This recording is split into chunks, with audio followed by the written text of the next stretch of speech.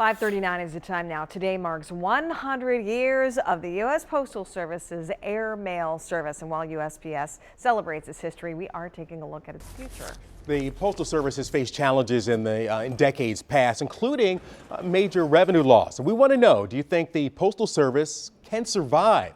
Right now, you can vote on our website by going to WXYZ.com/vote to weigh in. In the meantime, 7 Action News reporter Matthew Smith is live in Brighton to tell us more about how the Postal Service is marking the 100th anniversary of air mail delivery. Matt?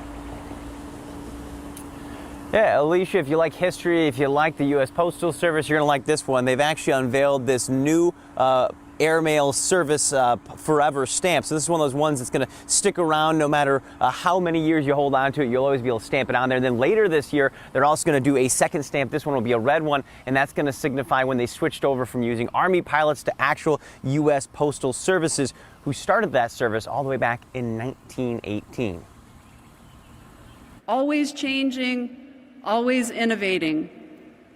These words are emblazoned on the entrance of the United States Postal Service headquarters in Washington, D.C.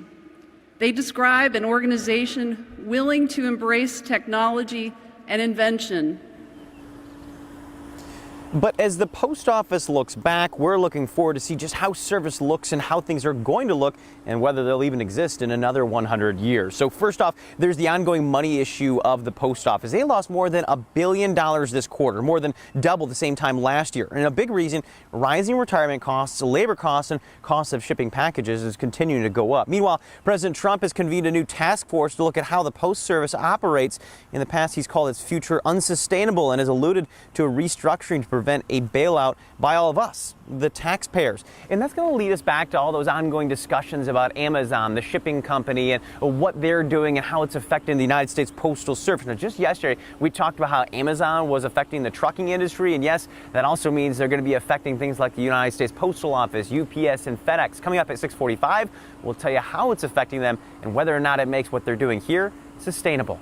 That story coming up once again at 6:45. For now, we're live in Brighton outside the post office. I'm Matthew Smith, 7 Action News.